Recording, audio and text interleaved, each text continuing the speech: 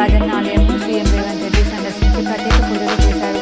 మొదట శ్రీనివాస్ ఆధ్వర్యంలో సీఎంకు ఆలయంలో వకీలుగా పూర్ణచంద్ర స్వాగతం పలికారు.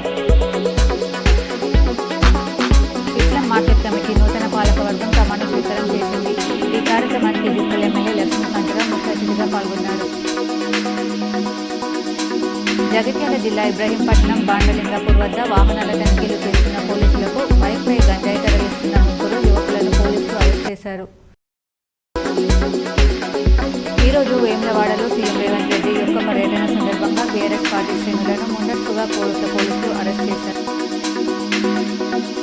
జాతీయ గ్రంథాలయ వారోత్సవాల ముగింపు కార్యక్రమం ఈరోజు అంబేద్కర్ భవన్లోనే నిర్వహించడం జరుగుతుందని జిల్లా గ్రంథాలయ చైర్మన్ అత్తారెడ్డి రాజారెడ్డి తెలిపారు. మహారాష్ట్రలో కొనసాగుతున్న అసెంబ్లీ ఎన్నికల పోలింగ్ సాయంత్రం 6 గంటల వరకు పోలింగ్ కొనసాగనుంది. మొత్తం 288 నియోజకవర్గాలకు పోలింగ్ 1,01,86 పోలింగ్ కేంద్రాలు ఏర్పాటు చేశారు.